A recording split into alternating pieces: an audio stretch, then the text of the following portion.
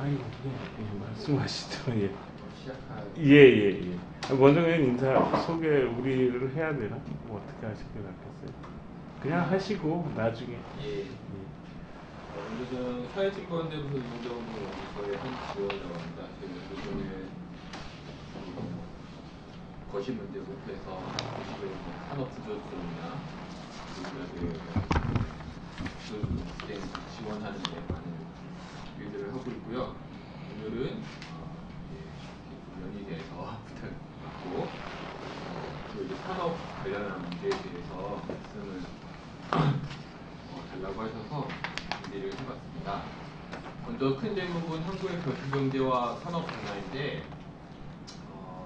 뭐 산업 변화 관련해서 말씀을 주셨지만 보통 경제학에서 보면 이제 산업은 미시라고 하죠. 미시 문제라고 하고 국민 경제의 성장이나 분배 문제 관련된 이제 것이라고 하는데 대체로 아무리 산업 관련 이슈들이 내용이 부각된다고 하더라도 대체로 거시적인 제약, 국민 경제의 성장이나 분배라는 큰 틀 안에서 움직이기 때문에 산업 변화를 보기 위해서는 아무래도 이제 거시적인 변화라는 것 자체가 먼저 전제가 되지 않으면 사실 좀 논의를 하기 어려운 게 있습니다. 단적인 예를 들면 자동차 산업이 됐던 조선업이 됐던 세계 경제 상황이나 한국 경제의 성장 이런 것들 보지 않고서 산업만 보는 게 좀 말이 안 되듯이 말입니다. 그래서 그런 부분 관련해서 한번 좀 말씀을 드려보겠고요. 먼저 다음 장 넘겨보시면은 그래서 키워드 전체를 다 이론부터 해서 살펴보기 좀 시간이 1시간 정도가 된대서 키워드 중심으로 몇 개 좀 말씀을 좀 드려보고자 합니다. 첫 번째로는 우리나라의 이제 거시적인 변화, 거시적인 변화 관련해서 제가 보기에는 가장 중요한 거는 이윤율의 변화인 것 같습니다. 이윤율의 변화라는 건 다른 게 아니라 주로 이제 마르크스주의 경제학에서 핵심적인 지표로 삼는 건데, 흔히 말하는 이제 고정자본 스톡이라고 하죠. 기계 설비나 건물 이런 고정자본 스톡을 가지고 기업들이 얼마나 이윤을 만들어내는가를 비율로 측정을 한 겁니다. 예를 들면 100만 원 가지고 100만 원의 기계를 가지고 10만 원의 이익을 내면 이윤율이 10%다 이렇게 말을 하는 건데요. 이걸 우리나라 전체를 대상으로 해서 한번 측정을 해본 건데요. 예전에는 요 이윤율 지표나 이런 게 이제 계산이 힘들었는데 2015년부터 한국은행이 우리나라의 이제 고정자본 스톡 추계를 70년까지 해서 다 정리를 했기 때문에 미국과 비슷한 방식으로 정리를 했기 때문에 어느 정도 이제 추이 계산이 가능합니다. 이윤율이 높다라는 건 기업들이 굉장히 활력이 좋다는 거예요. 반대로 얘기하면 왜 활력이 좋을 수밖에 없냐면 기업들은 이윤을 가지고 투자를 하지 않습니까? 이윤을 가지고 투자를 하는데 그 투자라는 건 결국 뭐냐면 내가 가진 자산, 고정 자본에 대해서 얼마나 늘리냐가 투자거든요. 단순히 액만 중요한 게 아니라 예를 들면 1조를 가진 회사가 1000억을 내는 거하고 10조가 자산을 가진 회사가 1000억을 내는 거하고 기본적으로 다릅니다. 1000억을 만약에 10조를 가진 회사가 1000억밖에 못 내면 사실 감가상각 처리하기도 힘든 수준이 되는 거죠. 그렇기 때문에 전체적인 큰 고정자본 스톡 대비를 해서 얼마나 이윤을 내는지가 그 이윤을 가지고 얼마만큼 투자를 진행해서 실제 성장이 이루어지는지, 투자가 이루어진다고 고용하고도 직접적 연관이 되기 때문에 얼마나 고용을 일으키는지가 직접적인 변수가 되는 게 이윤율 변수입니다. 한번 보시면 이 페이지 보시면 이게 우리나라의 이윤율 그래프인데 70년대 중반에 이제 중화공업화 할 때 한참 이제 쫙 올라가다가 폭락을 합니다. 이때 기억나실 겁니다. 79년부터 해서 80년대 초반에 나라 넘어간다. 실제 넘어갈 뻔했는데 미국이 도와주고 전두환이 쿠데타를 엎어갖고 다 그냥 쫙 찍어 누르면서 이 정도로 살아났는데 그 이후에 80년대 3조 호황이죠. 3조 호황을 적용해서 이제 쭉 이윤율이 조금 반전을 한 이후에 90년대부터 다시 이제 97년까지 80년대 정확히 말하면 89년부터 해서 97년까지 쭉 하락을 하게 됩니다. 그리고 나서 신자유주의 구조 2098년 이후에 신자유주의 구조 조정을 하면서 고정자본 중에 일종의 우리도 이제 경험을 하셨다시피 중복되거나 비효율적인 자본 스톡을 폐기하는 거죠. 아니면 외국에 팔아버리는 겁니다. 외국에 팔아서 그걸 효율성 있게 활용하도록 팔아버리거나 아예 그냥 고정자본을 매몰시키는 방식을 통해서 이윤율을 조금 하락세를 못 쳤다가 2007년 세계금융위기 이후 다시 하락세로 쭉 반전하는 게 우리나라의 큰 그림인데요. 이 그래프가 중요한 이유는 뭐냐면 이게 사실 미국 그래프하고 같이 겹쳐보면 상당히 다릅니다. 미국은 올라가는 국면들이 꽤 있어요. 예를 들면 2차 세계대전 전후부터 시작해서 1930년, 40년대부터 시작해서 70년대 초까지 올라가죠. 쫙 올라가다가 80년대 좀 떨어졌다가 90년대부터 2000년대 중반까지 다시 올라가다가 그다음에 2000년대 한 4, 5년부터 다시 떨어지는 이런 식의 그래프들이 나오는데 우리나라는 그게 없습니다. 왜 그러냐면 우리나라는 지금도 그렇지만 사실 그 박정희 시대 때 만들었던 중화공업을 기반으로 해서 기술 혁신이 아니라 주로 설비의 가동률, 설비의 가동률을 가지고 주로 이윤을 내다 보니까 기술 혁신을 통한 이윤의 상승, 조금 더 작은 자본을 가지고 이윤을 많이 내는 기술 혁신을 한 번도 실제 제대로 하지 못한 거예요. 여기서 그나마 반등 요인도 대부분 첨단산, IT 첨단 산업이라고 하는 반도체라든가 이런 것들이 끌어올리긴 하는데 우리나라 주력은 어쨌거나 중화공업 대체로 이 부분들인데 이 부분들 같은 경우는 70년대 만든 이후로 큰 기술 혁신이라는 건 사실 없는 겁니다. 대체로 다 추격 성장이죠. 뒤에서도 말씀드리겠지만 그렇다 보니까 우리나라는 미국과 비교해 보면은 기술의 변화라든가 어떤 전반적인 한번 구조 개혁이라는 걸 통해서 이윤율이 상승하는 부분은 한 번도 없었다는 게 지금까지 쭉 추이라고 보시면 됩니다. 그럼 앞으로 어떻게 될 거냐? 사실 지금까지 추이를 보면 올라가기 좀 힘들다라는 게 실제로 반응이 뜨고 내려가려면 남았다는 게 사실이에요. 두 번째로는 잠재 성장률의 하락이라고 볼 수 있는데 잠재 성장률이라는 건 딴 게 아니라 완전 고용 상태, 실업이 없는 상태죠. 인플레이션을 일으키지 않는 정도의 실업만 존재하는 거의 뭐 완전 고용이라고 보통 얘기하는데 완전 고용 상태에서 경제가 얼마나 성장할 수 있는지 측정하는 건데요. 보시면은 옆에 왼쪽 그래프 보시면은 2016에서 20년은 2.8에서 2.9% 나오고 IMF는 좀 더 비관적인데 오른쪽 줄 IMF 보시면은 이렇게 2030년, 2020년대 이미 2% 초반대로 떨어져서 30년에 1%대로 2040년대는 뭐 1.2% 떨어진다는 건데 이걸 측정할 때마다 낮아져요. 문제는 이 새로 갱신할 때마다 지금 낮아지거든요. 보시면 2000년대 여기 왼쪽 그래프 보시면 2001년에 계산했던 건 4.8% 나왔는데 2016년에 계산한 거는 2.8%를 가지고 2020년에 계산하면 이거보다 더 낮아질 겁니다. 그래서 실제 계속 낮아지는 건데 왜 낮아지냐가 중요합니다. 보통 잠재 성장률을 결정하는 건 세 개가 있습니다. 하나 기술 혁신이라고 하는 거, 청년 생산성을 기술 혁신이 있고 투자가 있고 인구가 있는데 다 준다는 거예요. 우리나라는. 기술 혁신도 주고 투자도 주고 인구도 준다는 거예요. 그래서 사실 이게 참 잠재 성장률이 올라가기 힘들다라는 거예요. 보통 잠재 성장률보다 실제 성장률이 위에 있으면 경기가 과열됐다라고 얘기합니다. 그리고 잠재 성장률보다 실제 성장률이 밑에 있으면 경기가 침체라고 얘기하죠. 경제가 침체면 잠재 성장률까지 올리려면은 보통 수요 정책이라고 하죠. 정말 돈 재정 지출을 늘린다든지 여러 가지를 하는 건데 우리나라 같은 경우는 또 그렇지도 않아요. 그렇지도 않아서 뒤에 말씀드리겠지만 진짜 잠재 성장률하고 실제 성장률이 비슷합니다. 그냥 낮아지는 거예요, 같이. 이게 우리나라가 실제로 가장 어려움에 처한 문제 중에 하나입니다. 이렇게 앞에 낮아지다 보니까 한 70의 법칙이라고 있습니다. 그 70의 법칙인데 70의 법칙이라는 게 뭐냐면 경제가 2배 성장하는데 걸리는 시간을 측정하는 건데요. 70으로 나눠주는 거예요. 평균 성장률을. 예를 들면 평균 성장률이 7%다. 그러면 경제가 2배 성장하는데 몇 년이 걸려? 10년이 걸립니다. 70 나누기 7이니까. 그러면 1%면 70년이 걸리는 거예요.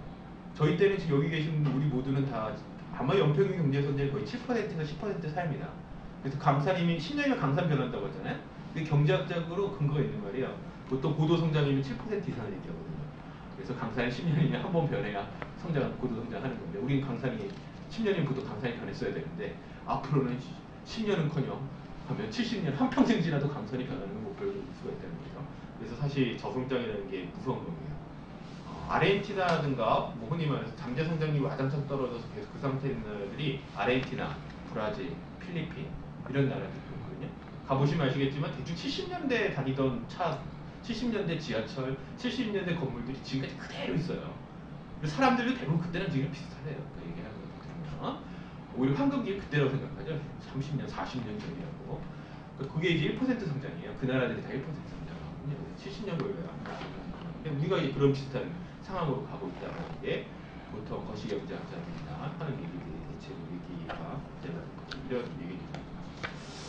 자, 세 번째 키워드로 보자면 미국 헤게모니의 위기를 얘기할 수가 있는데 이렇게부터 그 아까 잠깐 설명을 생략하긴 했지만 우리나라 경제가 80년대 선조 후환 바탕으로도 고도 성장할 수 있었던 핵심 원인은 미국의 역수입 정책입니다. 사실 우리가 일본보다 더 잘 만들었겠습니까? 그 당시에.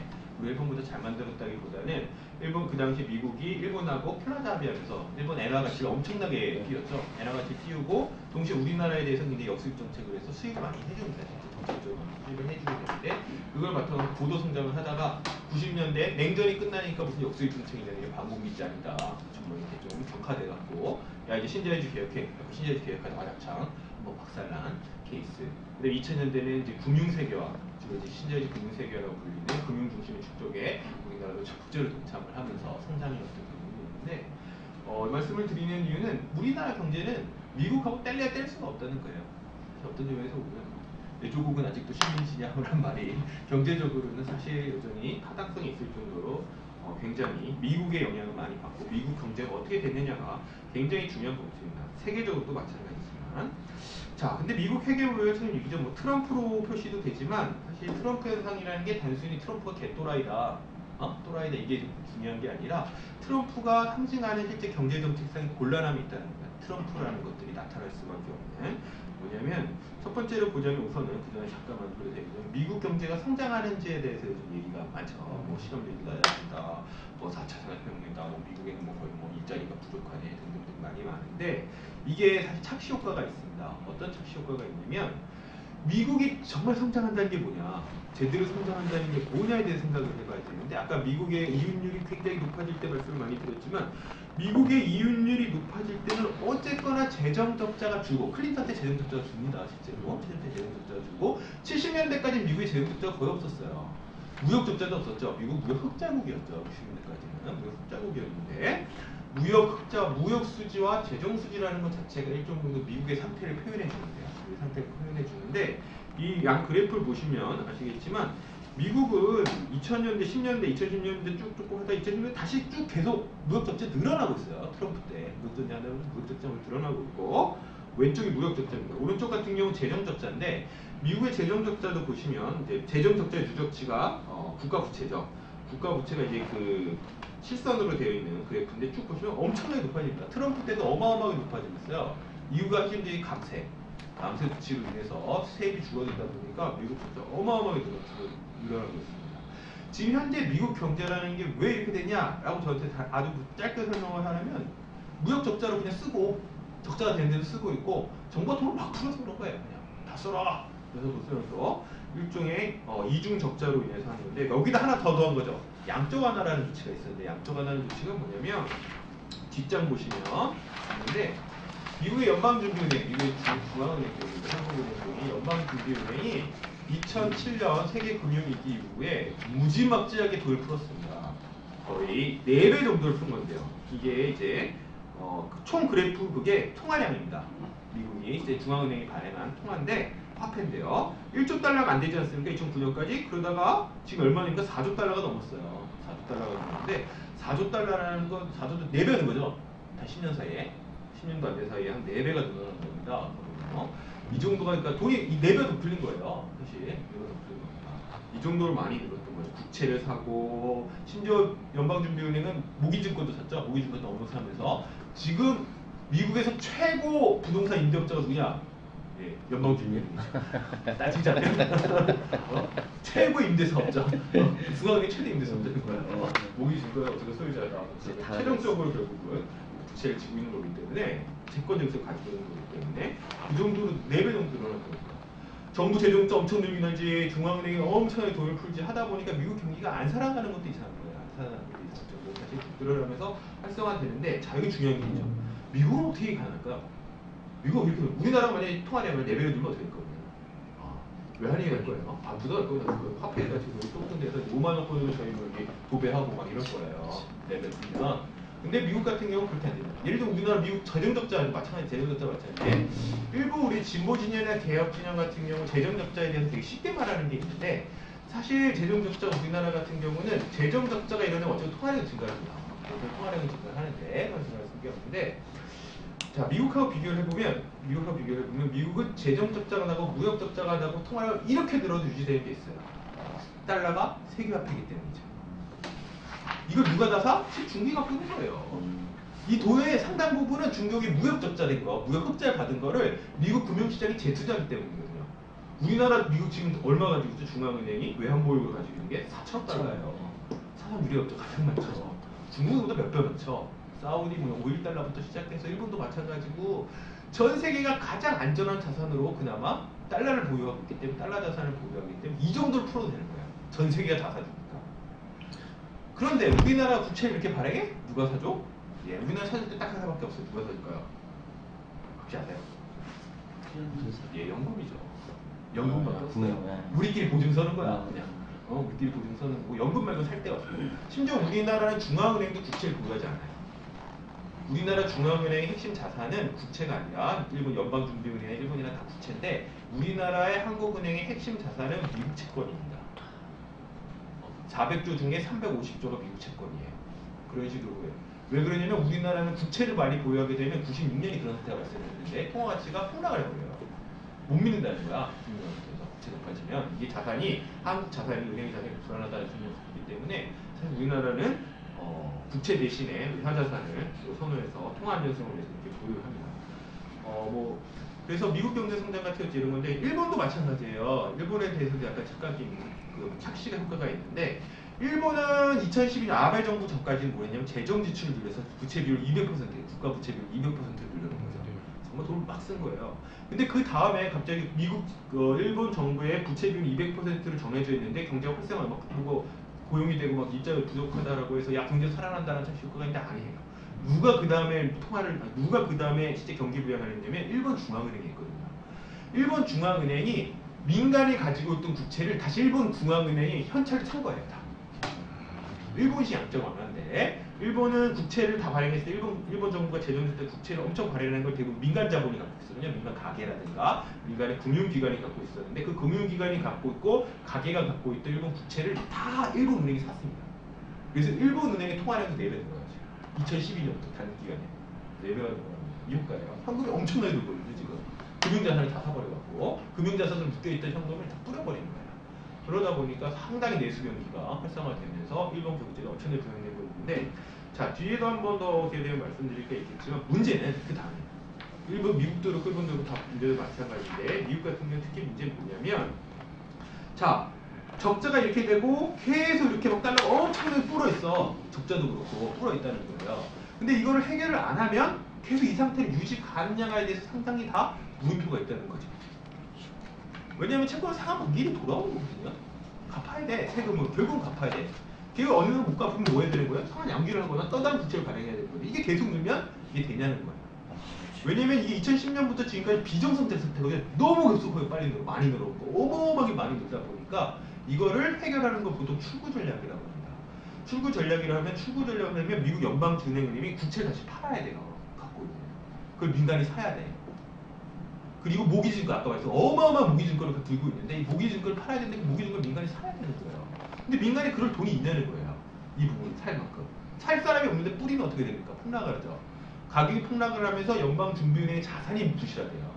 그러면 미국이 흔히 말하는 달러가 위기에 빠지는 겁니다.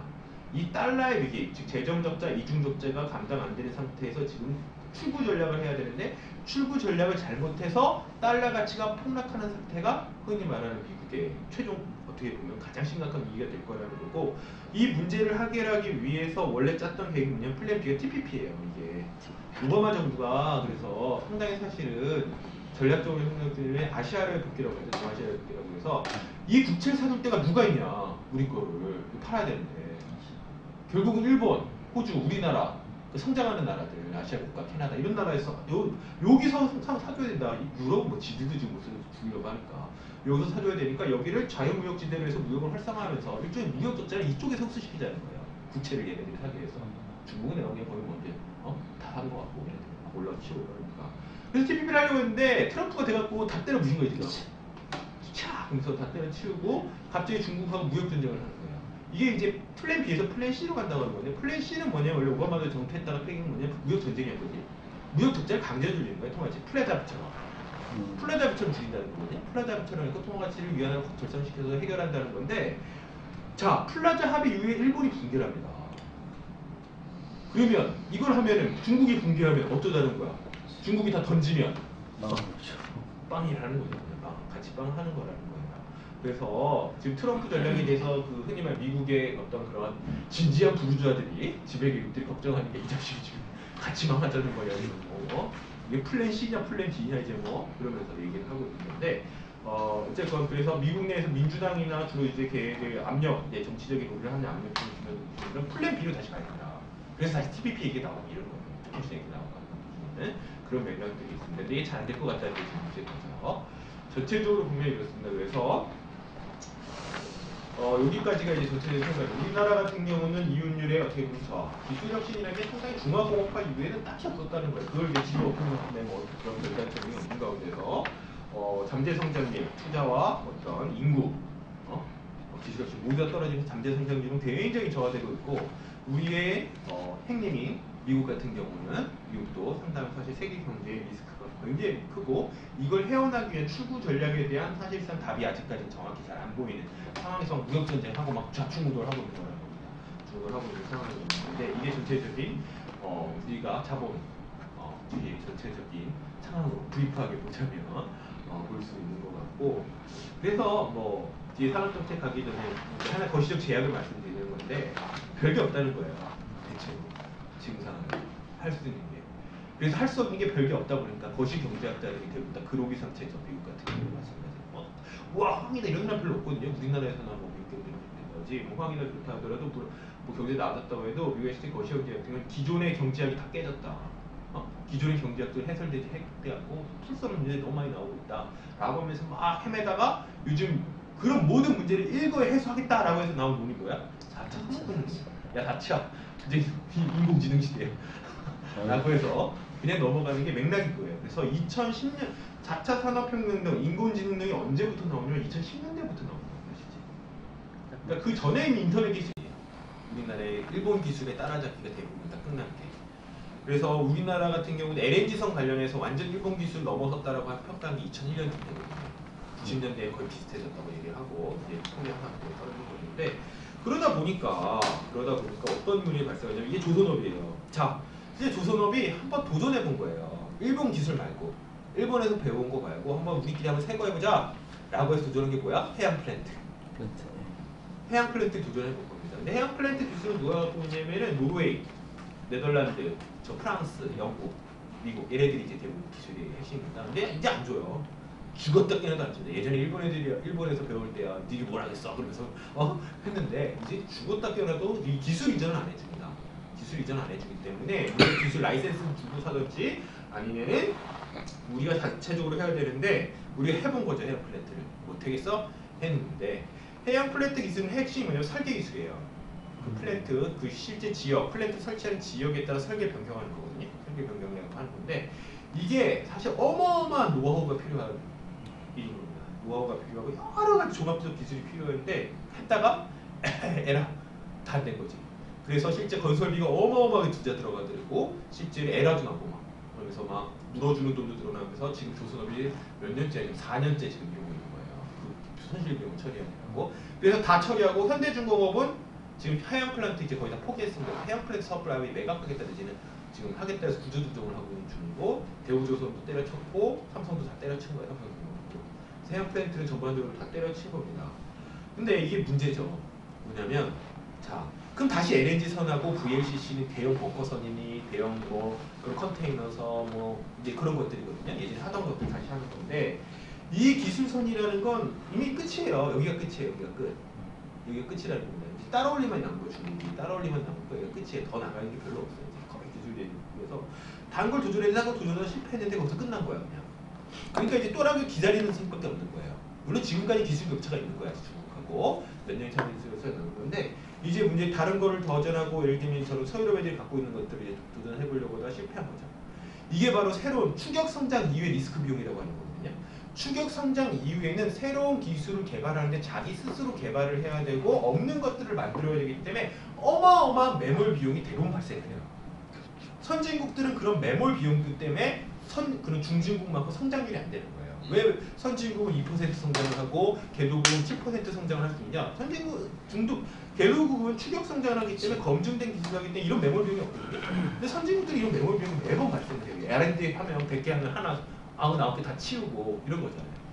다 실패하고 이런 것들 통해 하기 때문에 하지만 이제 그런 것들을 함으로써 이제 추격 성장을 이제 이후에 기술 프론티어로 나오게 되는 건데 우리나라는 조선 같은 경우 그렇게 하다가 이제 다 실패한 거고 그다음 이제 안 하겠다고 한 거고 뒤에 보시면은 현대차도 이제 비슷한 문제를 이제 갖고 있는 건데 보시면 우리나라 현대차가 엔진 첫째 자체 엔진이라고 한 것들이 91년에 처음으로 만든다. 80년대까지는 다 미츠비시 엔진 갖다가 쓴 거고 91년에 우리 엔진을 비슷하게 만든 건데 엑센트 기억나시는지 모르겠어요. 우리 엔진으로 처음 만들었습니다. 엔진 엑센트 해갖구나. 솔직히 뭐 난리치고 했었는데 엑센트 이때 나오고 해갖고 2006년대까지 해서 엔진은 끝나요. 이게 끝이에요. 2006년대까지. 이제 그 다음에 약간의 뭐랄까 미세적인 조정, 연비의 개선 이런 것들이고 파워트레인 쪽에 관련해서 대부분 기술들을 줬대. 그리고 조금 더 2010년대에 나온 게 뭐 그런 7단 변속 엔진이지 뭐 변속기관이 했던 그런 변속기와 관련해서 조금 더 나오고 차체를 경량화하고 이런 것들인데 그 이후의 기술들이라는 건 대부분 다 어느 정도에 따라온 겁니다. 따라온 거고 지금 못 따라가는 건 왜 그럼 우리 벤치만큼 안 되냐? 라이센스예요. 이게 실제로 어떤 문제가 생겼냐면 현대차 같은 경우 2012년에 기억나시는지 모르겠어요. 현대 캐피코라고 있지 않습니까? 기업사 중에 현대 캐피코가 보시하고 합작사예요. 근데 네, 보시하고 합작을 관계 끝냈어요. 그 당시 현대 캐피코가 그래서 하게 뭐냐 현대 캐피코가 엄청나게 투자를 하면서 보시가 갖고 있던 걸 우리가 만들겠다는 거예요. 더 이상 합작해서 보시 기술 쓰는 게 아니라 보시 기술 다 끝내고 우리 기술을 하겠다고 거기다 엄청나게 막 몇 줄 때려 박았어요. 실제로 캐피코에. 근데 결론이 뭐냐면 안 된다는 거야. 왜? 이제 할 수 있는 건 다 했는데 지금부터 해야 되는 건 다 라이센스 걸릴 때는 특허권이. 특허권 무효가 할 수 있는 게 없다는 거예요. 특허권 무효가 너무 힘들다. 몇 개 안 남았어. 거기에 나머지 다 특허권 세계야. 쫙 다 특허 세계라서 넘어가기가 너무 힘들다는 거고. 그래서 그렇게 하다가 대부분 다 그 상태에서 스톱돼 있는 상태예요. 그랬지. 그러면서 넘어온 게 뭐야? 수소차. 전기차 이쪽으로 넘어오는 게. 그러면서 넘어온 게 수소차 현대차에 쫙 넘어오는 게 경우가 나는 건데 자 문제가 있죠. 어떤 문제가 있냐면 수소차나 전기차 문제도 자 이게 진짜 딜레마인데 우리가 이제 수소차 기술 관련해서 뭐 넘버원이 이제 일본 아들이고 2등이 이제 우리가 이제 세컨드쯤 된다 라고 하고 있는데 왜 그러면 우리가 세컨드 레벨이냐면 선진국이 안 했기 때문이거든요. 수소차 지금까지도 사실 전기차 했기 때문이에요. 그럼 왜 애들이 전기차를 했냐면 미국이 전기차를 했기 때문이에요. 그러니까 단 한 번도 자동차 업계나 자동차 산업이 닌 업계인데 자동차 산업에서 미국에서 안 달리는 자동차가 세계적으로 달린 경우가 없다는 거야.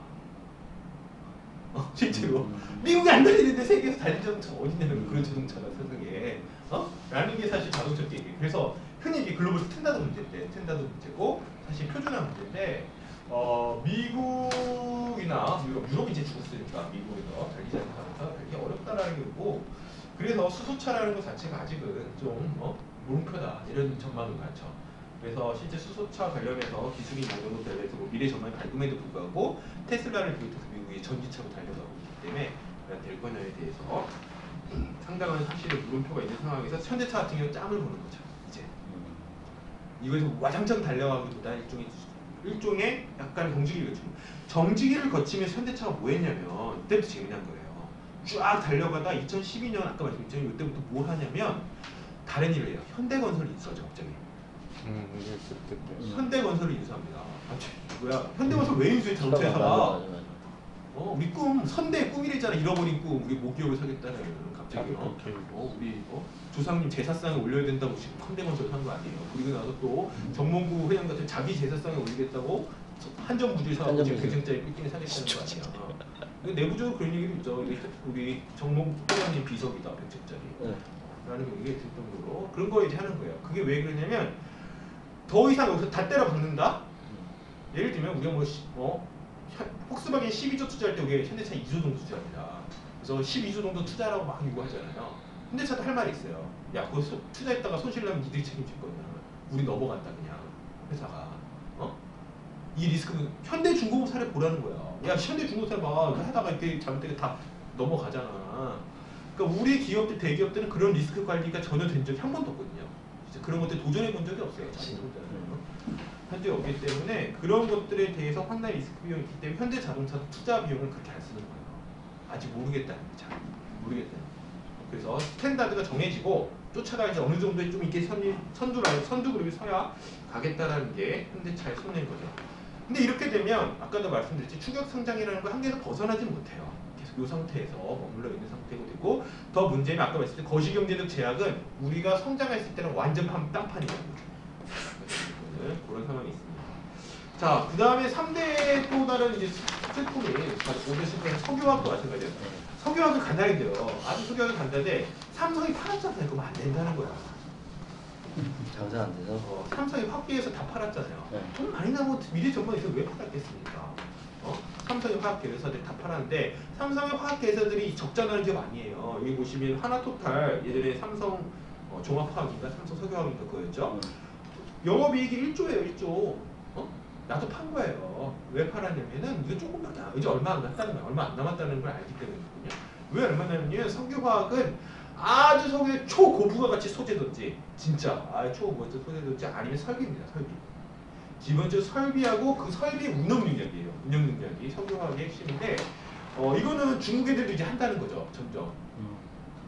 중국 애들이 그럼 왜 우리나라에 이렇게 됐냐? 중국 애들이 아직 그걸 못 쫓아왔어요. 그리고 너무 과잉 중복 투자하면 조선하고 비슷한데 구조조정 중이거든요. 밭대 가서 구조조정하는 고도환이라 구조조정환이라고 이 틈새에 걸쳐서 우리나라 석유화학들이 엄청나게 지금 돈을 버는 거예요. 다. 근데 이게 얼마 안 남았다는 거예요. 대체로. 여기 오른쪽 그래프에 보듯이 석유화학, 뭐 자원이라든가 에너지 자원이나 나노 소재 쪽 같은 거 보시면 중국 적자 거의 없어요. 1년 미만이거든요. 대체로. 그래서 이런 거 같은 경우는 사실 앞으로 어렵다라는 게 업계도 그렇고 대체적인 관측이죠. 지금이 흔히 말하는 벨 F 좋은 시절, 나락으로 떨어지기 전 좋은 시절이라고 얘기하는 게 대체적인 전망입니다. 자, 그러면 유일하게 기술 프론티어로 나선 거는 반도체죠. 메모리 반도체. 메모리죠. SI에서 어떤 설계 쪽 말고 메모리 반도체 쪽인데요. 메모리 반도체는 제가 보기엔 유일하게 그런 기술 한계선을 뚫고 우리가 이제 넘버원이 돼서 뭐 삼성 같은 초격차 사회는 이제 그런 거 이제 썰을 풀기 시작하는 거죠. 그리고 실제로 그렇다고 해요. 메모리죠. 실제로 그렇다고 하고 삼성전자만이 실제 투자액을 보시면 유일하게 세계 탑 레벨 안에 들어갑니다. 현대차는 그 아까 보실 때 폭스바겐의 6분의 1밖에 안 돼요. R&D 비용이. 그런데 삼성전자는 IT 업종의 넘버 3 안에 들죠. 얼마 차이 안 나요. 미국 애들하고 비교해서 얼마 차이 안 나고 인텔과 비교해봐도 어쨌거나 점유율을 보면 메모리를 거의 다 점유 과정했기 때문에 올라가고 영업이익도 어마어마하고 뭐 이런 것들이 되는 거죠. 자, 근데 문제가 있죠. 이 반도체, 이게 삼성전자 반도체 안에서 딱 쓰고 있는데 이게 어떤 리스크가 있냐면 아까도 보셨듯이 중화공업도 나머지는 다 이제 사실 추격성장의 한계선에 딱 걸렸단 말입니다. 삼성전자만 뚫파했어. 그럼 앞으로 일은 뭘까요? 삼성전자의 포션이 더 커지는 거예요. 문제에서 계속. 얘네가 돈 벌 거예요. 계속 커지는 거예요. 지금도 거의 30대 재벌 좀 절반 아닙니까? 진짜 절반 차지하는 거 이제 70% 된다는 거예요. 그럼 나쁘게 되면 어떻게 되냐? 노키아랑 비슷하죠. 핀란드의 노키아랑 비슷하게 되겠죠. 그 정도 수준이 돼서 얘네가 무너지면 나라도 똑같다는 상황이 되는 건데 핀란드는 휘바휘바도 있고 뭐 살림도 있지만 우리는 할 게 없잖아. 그래서 그런 문제들이 상당 부분 걸리게 되고 삼성전자는 누구도 못 걸리게 될 거다. 감사래. 근데 예를 들면 이재용을 저가 죽친다고 예를 들면 뭘 죽친다고 해서 이 문제가 해결되지 않아요. 거기다 누가 갖다 놔도 이 삼성전자는 그렇게 되는 거고 삼성전자는 더 못 겁니다. 왜냐면 삼성전자에 문제가 생기는 순간 다 골로 가는 거거든요. 그냥 골로 가는 거예요. 못 건드려요. 사실 좀 못 건든다고 봐요.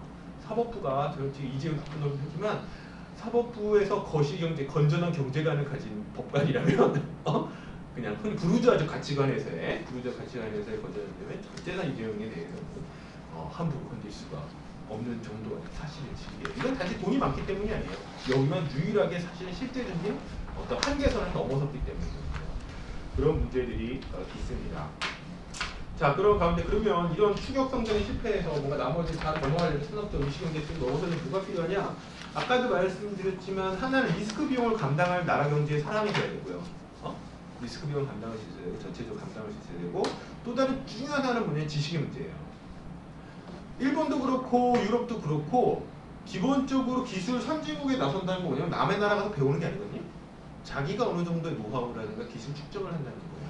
거기에 상징의 핵심이 뭐냐면 연구대학이에요. 대체로.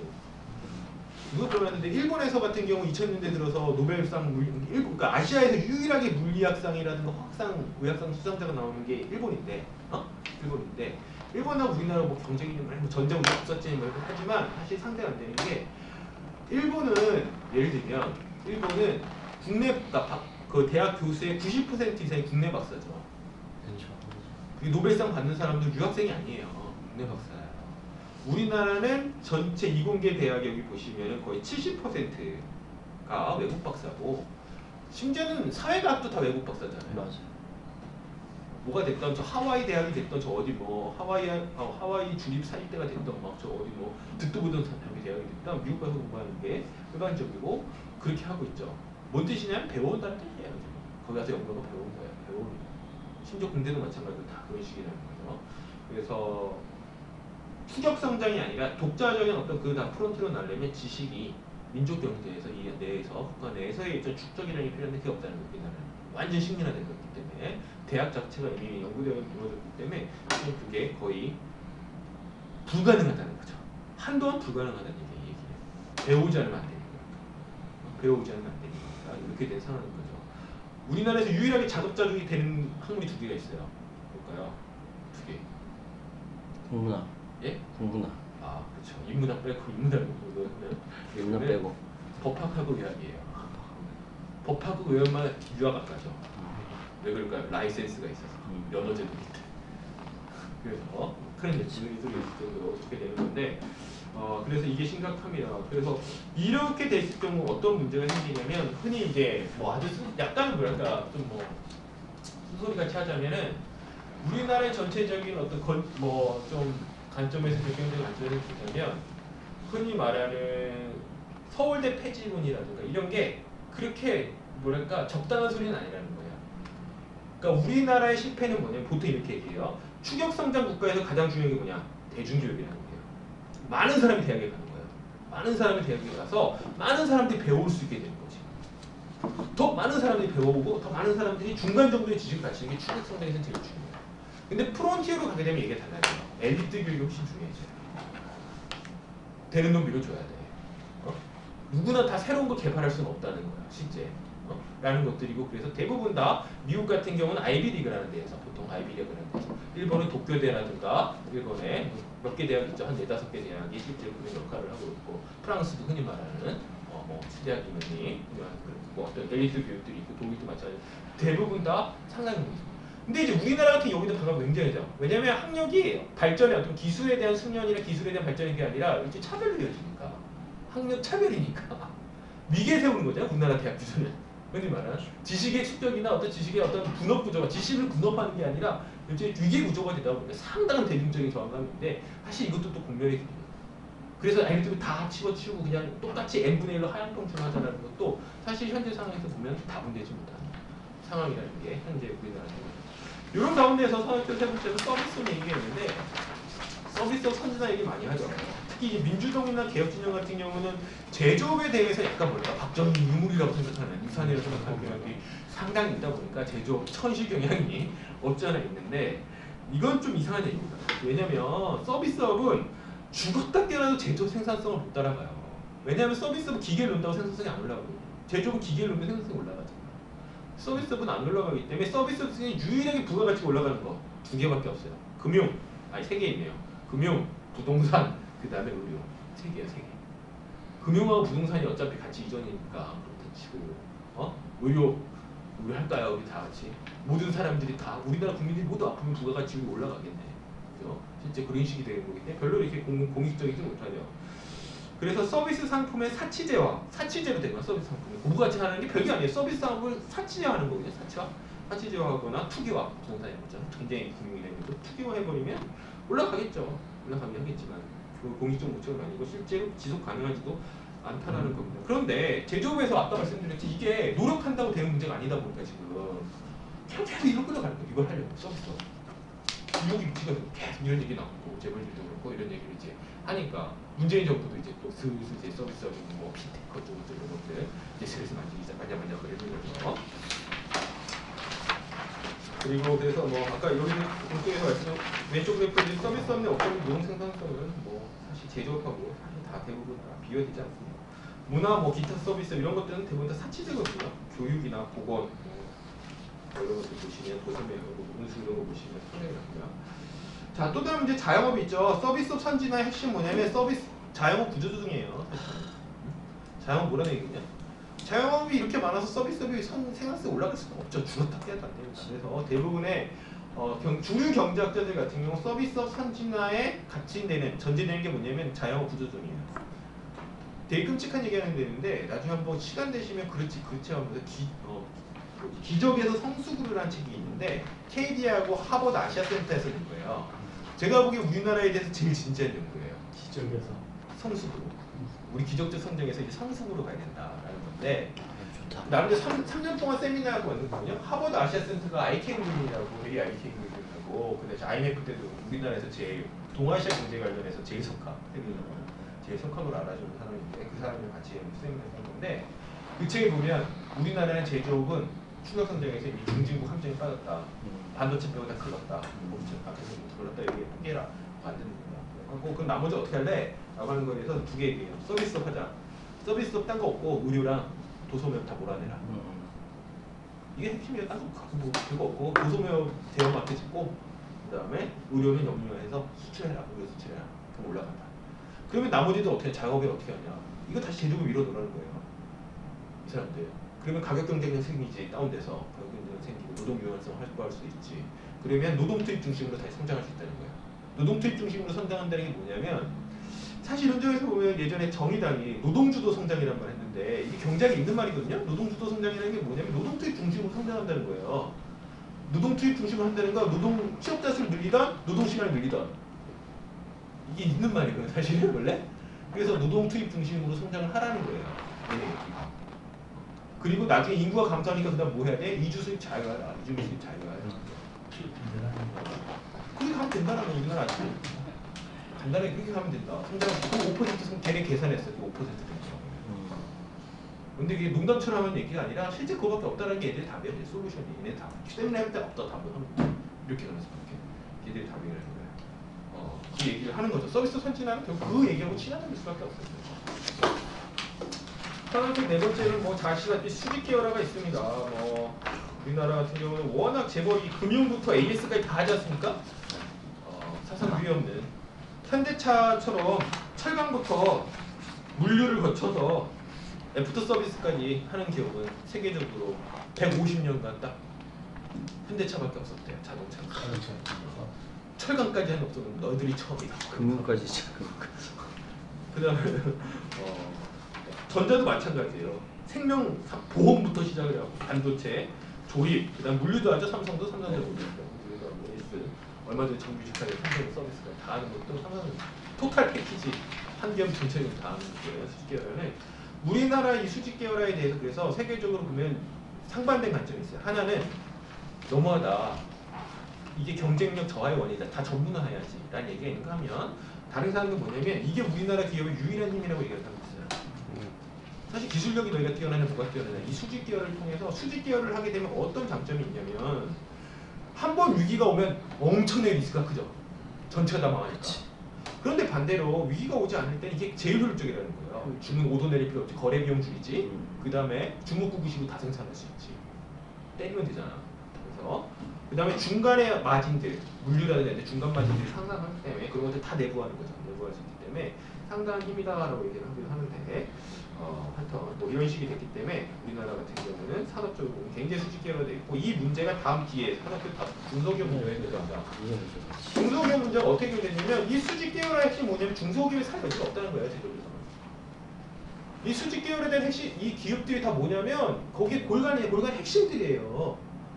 현대자동차 우리 제조업 중소기업 사업 살려 자동차 구소 있다고 하더라도 갈아야. 왜? 세제 혜택이요. R&D도 있어야 그 할인 받으니까 다 세제는요. 제가 어느 한교 갔는데 연구소 50명이래. 가봤어. 앉아 있는 사람이 5명이야. 45명 어디 갔냐고 그랬더니 저기 현장에 가 있대. 뭐 하냐? 라인 타는데요. 이런 거야. 생산 연구 중이고. 타이틀만이지 타이틀만. 사실은 그런 게 대부분이에요. 그래서 이 두산에서 있는데 제가 실제 지금 여기 구조조정 사업장들인데 지금 회사 오시는 대책세분 사업장들인데 일본 기술 100개 와서 다 노동집약적 공정. 일본 기술. 그러니까 현대차가 할 수 없는 일본 기술들 갖고 하거나 현대차가 할 수 있는데 노동집약적 공정이기 때문에 아웃소싱한 것들. 그 다음에 80년대 90년대 기술도 못 따라가요. 2000년대 기술을 못 따라갔는데 그냥 그 상태로 계속 남아있는 잔존 기술. 굳이 대기업이 할 필요가 없는 새로운 기술이 아니라서 이런 것들이에요. 대체로. 우리나라 중소기업 중에 전자, 자동차 다 통틀어서 일반 기계 다 통틀어서 원점 재벌하고 거래하지 않고 자기가 직접 거래하는 애들 진짜 수백 공만큼 적어요. 기술 탈취 이런 거 뉴스가 되는 이유가 있어요. 드물기 때문이에요. 전자 드물어요. 내용이 진짜 드문 얘기예요. 대체로 다 그런 상황이어서 최소한 어쨌거나 수출 제조 기술이 필요한 수출 제조과 관련해서 보면 중소기업 살린다, 중소기업 중심으로 뭐 한다 이건 제가 보기에는 진짜 현장 얘기 진짜 실제 얘기 모르는 얘기다라는 게 대체로 아는 사람들이 대체로 이야기죠. 그래서 우리 산업에서는 중소기업 주도보네 중소기업 살려서 뭐 중소기업 뭐 원화수 상생 뭐 좀 제어는 다 뜬금없는 얘기라는 게 대체이고 사실 어쨌거나 대기업이 끌고 가서 산업 생태계나 전체적으로 좀 이 기술 추격선에 걸린 문제를 추격선의 한계를 돌파하지 못하면 대체로 다 같이 무너지는 상황이라는 게 전체적 상황이라고 보시면 됩니다. 그리고 중소기업은 기술 자체 기술 개발을 지금 할 수 있는 게 전혀 안 돼요. 이것도 착각인데 중소기업이 자기 기술을 갖는다는 건 뭐냐면 일본 같은 경우도 그렇고 대부분 100년이나 최소 50년, 100년 된 기업들이거든요. 독일도 마찬가지고 아주 고승년 그러니까 도저히 자본으로 때려박아서 따라갈 수 없는 숙련을 갖추거나 그런 특허를 갖추거나 있는 기업들이 중소기업으로서 국제 경쟁력을 갖추는 거예요. 저기 남의 나라들도 마찬가지인데 그런 기업들 옆에 또 중소기업들이 붙는 거죠. 그래서 중소기업 생태계라는 게 있는 거예요. 우리나라에서 하청받아서 하는 게 중소기업 생태계가 아니라 우리나라는 그냥 하청이라고 보세요. 대기업과 대기업 하청이 있다는 것만 그런 게 정확한 거다라는 거고 마지막 키워드는 노동조합이 있죠. 노동조합이 있는데 뭐 아시다시피 수출 대기업과 공공기관만 노동조합이 밀집하다 보니까 아까 말씀드린 노동운동의 이런 전체적인 추격 성장 문제 한계라든가 가치사들 전반 중소기업 어떻게 전체적 문제의식을 가지기가 어렵고 공공기관 같은 경우나 대기업 다 마찬가지로 생각하는데 세금이라든가 하청수탈 등의 지대 추구의 수익에 대해서 굉장히 취약해요.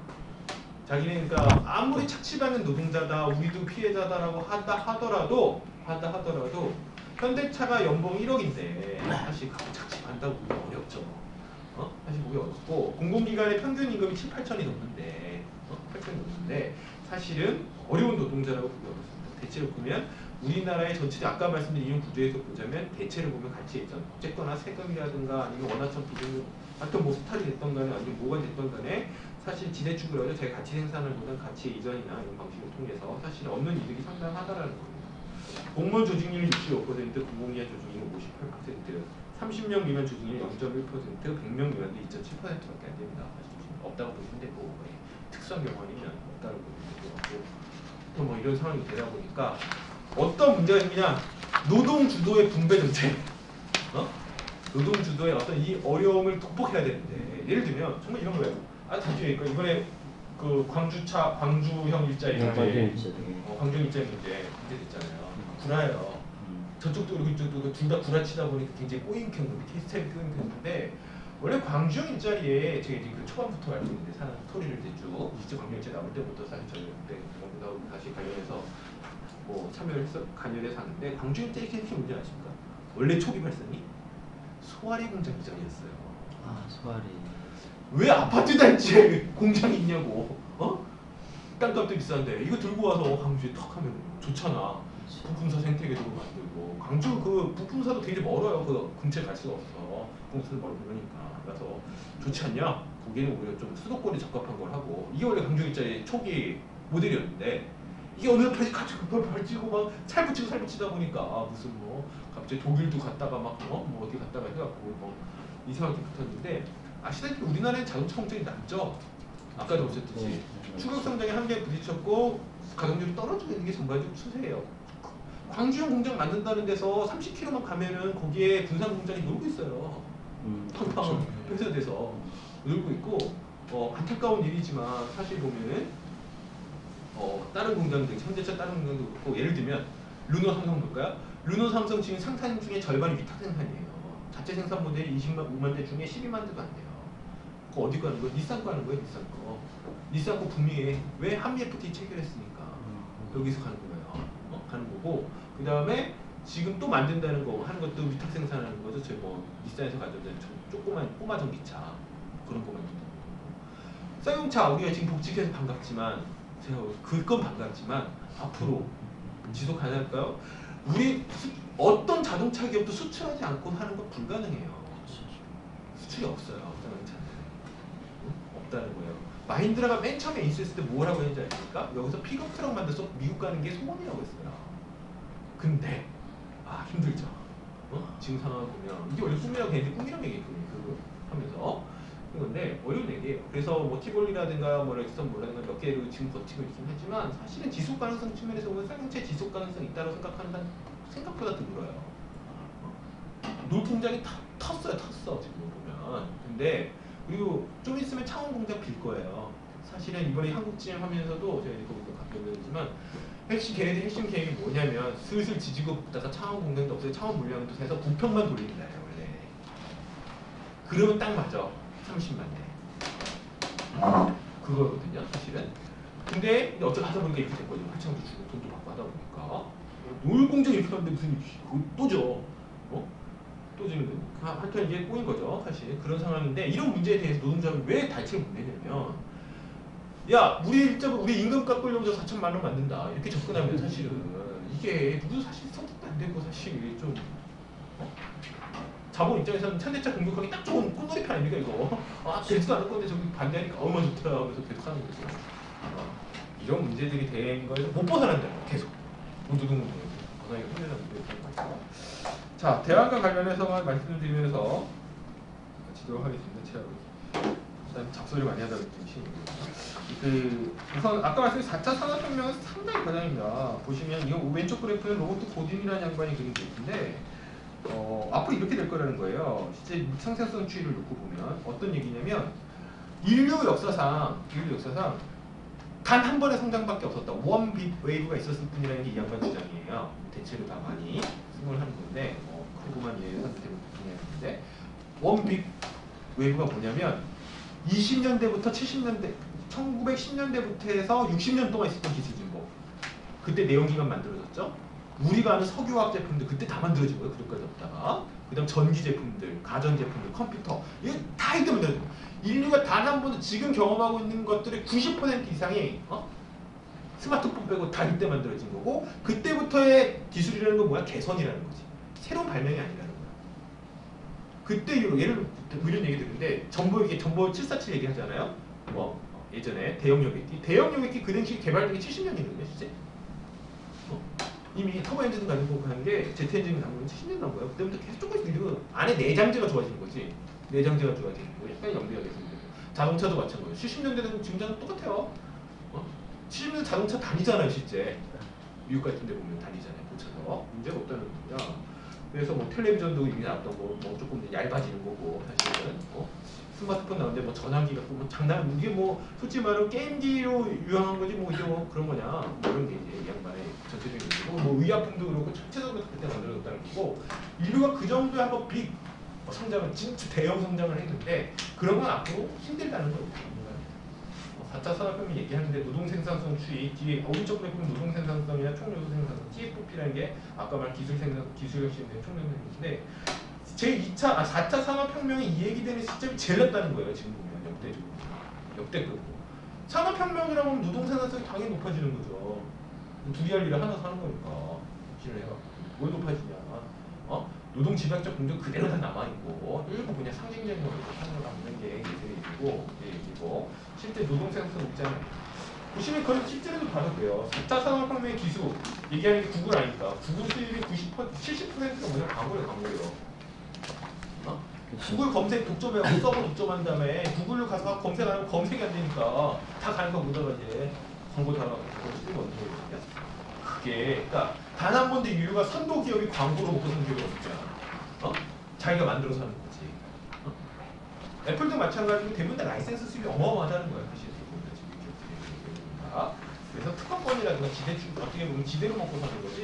그런 게 아니라는 거지. 오른쪽은 4차 산업혁명의 어떤 상징적인 본종에 의하면 아디다스 독일 공장입니다. 아디다스 독일 공장은 실제로 200명 정도 근무하는데요. 근데 원래 이 공장이 실제로 인도네시아나 이런 데 방글라데시에 세워지면 3,000명 이상이 신발을 만들어야 되는 사이즈로 200명이 산다는데 비밀이 있어요. 어떤 비밀이 있냐면 실제 아디다스 독일 공장에서 만드는 거는 후기 한번 나중에 주문해 보세요. 얼마짜리냐면 신발이 200만 원 넘어요. 주문 제작형이거든요. 주문 제작용 소량. 뭐 이제 가격대는 여러 가지가 있는데 소량에다 주문 제작형 생산드리고 주문 제작에서 배달을 최적화하기 위해서 주문 제작을 이게 손으로 수작업으로 하면 안 되잖아. 잘 조금 만들어 어차피 힘들고 그러니까 그거에 최적화된 로봇 공장이라는 거예요. 그래서 실제로 그 사치제를 만드는 사치제용 공장인데 문제 이게 그래서 어떤 문제가 있냐면 이 공장들이 이게 틈새 시장인데 다른 애들도 다 들어와서 이걸 만드는 수익률이 거의 엄청 적자 보잖아요. 아니 지금 상태는 적자 볼 수밖에 없는 공장이에요. 다 들어오면 현대들이 다 들어오면. 뭔 말이냐면 아까 말씀드린 기술을 혁신을 하기로 하고 로봇을 멋있게 들으긴 했는데 실제로 그만큼의 이윤을 내야 되는데 아까 무슨 이윤율이 나와야 되는데 이윤율에 있어서는 지속 가능한 형태가 아니라는 거죠. 비싸다는 거예요. 그리고 그만큼 영리하지 못하다는 거예요. 사실 아직까지도. 그래서 현재 4차 산업혁명 관련해서 뭐 앞으로 어떻게 될지 모르겠습니다만 당분간 노동 생산성의 비약적 발전이 없는 이상 산업혁명은 두 가지예요. 이거 하나 첫 번째 노동 생산성의 비약적 상승, 두 번째 대중 소비입니다. 무조건 소비가 들어야 돼요. 만약 노동 생산성이 비약적으로 늘었는데 소비가 안 되면 어떻게 될까요? 공장이 노는 거예요. 그렇잖아요. 한 명이 2개 만들고 10개 만들었는데 소비가 10배, 5배 안 늘어나면은 노는 거예요. 그냥 공장이 노는 거예요. 그 상태에서. 그래서 산업혁명이 아니거든요. 이건. 산업혁명이라고 하면 그러니까 생산성의 증가와 소비의 증가가 동시에 일어날 수 있는 체계를 산업혁명이라고 얘기한다는 거예요. 그래서 뭐 하다 산업혁명 하는 사람들이 이제 기본소득 하자는 얘기를 하는 거죠. 그래서 야 이건 도대체 안 될 것 같으니까 N분의 1로 그냥 하자는 건데 모르겠습니다. 뭐 기본소득이 여러 가지 진보적인 측면도 있긴 하지만 최소한 4차 산업혁명 관점에서 얘기하는 기본소득이라는 건 19세기 빅민법하고 똑같아요. 소비기금 주자는 거예요. 그냥 어차피 국산에서 소비기금 하기에는 소비기금 주자는 게 거의 이쪽에 얘기하죠. 자, 이런 점에서 대안사회는 가능할까? 제가 이제 쭉 얘기했던 게 주로 이제 막스주의적 관점에서 많이 얘기한 건데 막스주의적 관점에 따르면 이런 두 양계급의 관계, 뭔가 어떻게 보면 이윤율의 어떻게 보면 회복 불가능한 저하, 어떤 우리나라 같은 경우도 추격 성장의 한계, 중증 함정이라고 불리는 뭔가 넘어설 수 없는 그런 자본주의적 성장의 한계치 같은 경우에서 결국 뭔가 사회를 바꿔야 된다, 사회 변화에 큰 축을 변화를 시켜야 된다라는 게 대책인데 방향을 보면 두 가지가 있는 거죠. 하나는 이윤율의 경제를 능력에 따른 돈, 필요에 따른 분배로 바꿀 수 있느냐. 그러니까 이윤이 안 나니까. 이윤이 안 나는데 자꾸 이윤을 쥐어짜라 그러니까 문제가 되는 거 아니야. 그러니까 이윤에 의해서 경제가 조직되는 게 아니라 우리 스스로가 경제의 어떤 생산에 따른 조직을 할 수 있냐 여부니까 그 다음 얘기겠다. 두 번째, 그러려면 시장에 의한 조직화가 아니라 시장이라면 결국 이윤의 상품 매매 차익이니까요. 협동조합이나 평에 의해서 어떤 생산을 조직할 수 있냐. 그럴 능력이 되냐 노동자들이. 생산하는 사람들이 시장만큼의 영향을 흔히 시장은 경제를 그렇게 하는 거죠. 정보 전달자라고 가격에 의한 정보 전달하고 시장이라는 가격에 의한 정보 전달. 가격이 비싸다는 건 뭐야? 여기 필요하다는 거. 자원을 이쪽으로 배분해야 된다. 자원 얼로케이션 해야 된다. 자원을 배분하고 누가 무엇을 필요한지를 정보를 전달하는 게 뭐야? 가격 체계, 시장에 의한 가격 기준을 정보 전달 체계라고 하는데 그런 게 아니라 이윤율 경제가 아니니까 그런 것들이 아니라 노동자들이 스스로 협동조합을 통해서도 어떤 자주적인 노력을 통해서 그 시장을 대신한 생산의 조직을 할 수 있냐? 그런 능력이 되냐? 이게 이제 마르크스가 얘기한 대안세계 구성이었습니다. 제가 보기엔 어렵더라도 이런 식으로 갈 수 있는 방향으로 조금이라도 사회를 움직여 나가는 게 유일한 방향 대안 아니겠냐라는 생각이고요. 그러려면 노동운동의 전화가 필요한 것 같습니다. 임금 격차를 축소하고 대한사회 집단 구성, 사회 집단 구성할 수 있습니다. 노동자 이거 뭘 하려면 집단이 돼야 될 거 아니야. 귀족이 돼서는 못하죠. 귀족이 돼서는 할 수 없고 격차를 주는 집단적인 어떤 계급적 집단이 될 수 있냐. 또한 경영, 기술, 관리 능력을 집단적으로 배가했습니다. 사실 이게 우리나라 노동운동에서 제일 부족한 부분인데 첫 번째도 상당히 심각하게 부족하지만 두 번째도 심각하게 부족합니다. 왜냐면 우리나라의 노동운동의 전통적인 전투적 조합주의로 불리는 우리나라 노동운동의 특성이 뭐냐면 노동 해방이에요 정말. 일은 가능한 안 하고 임금은 많이 받고 어떻게 보면은 질긴 놈이 승리한다. 배짱 있게 싸움하던. 그러니까 경영에 참여하거나 어떤 뭐 지식을 추구하거나 기술을 추구하거나 관리해서 생산을 조직하는 능력을 노동자 스스로가 배양하는 것 자체를 오히려 거부하죠. 상당 부분 거부하는 것들이 있어서 이런 것들 좀 변화가 필요합니다. 지식권과 노동권의 전환도 사실 필요합니다. 대중교육의 배타적이었는 전문교육이 가능해야 되고 우리나라 대중교육은 이제 완성 수준이죠. 더 이상 뭐 대학을 더 많이 가야 될 필요는 없을 것 같고요. 그 다음에 노동하면 교육받고 교육받으면 노동할 수 있는 사회를 만들 수 있는 그런 게 안 되면 발전시킬 수가 없습니다. 개별 문제 가능하냐라는 게 아주 큰 틀에서의 문제일 걸로 보이고 당면의 과제는 제가 보기에는 하나는 정부 차원에서는 상당히 어떻게 보면 이론적인 근거가 없는 소득주도 성장을 시작해서 소형적 성장률이라는 것 자체를 최소한의 어떻게 보면 부르주아적 합리성을 좀 갖추는 문제라도 생각을 해볼 필요가 있다라는 생각이 듭니다. 두 번째 노동운동은 제가 보기 그래도 하더라도 이건 그건 불가능한 거니까 노동운동은 스스로가 대안으로 어째 노동자가 됐든 시민이 됐든 스스로가 대안으로 나갈 수 있는 조직과 지식을 갖출 수 있느냐 그리고 조금이라도 그런 방향으로 갈 수 있도록 움직일 수 있느냐가 핵심적인 관건일 걸로 보입니다. 당장 보면은 민주노총부터 시작을 해서 산별노조, 단위노조까지도 그런 것들 통해서 한번 변화를 모색할 만 조금이라도 한 걸음이라도 전진할 수 있는 계획들을 해나가는 게 필요한 시점입니다. 이상 제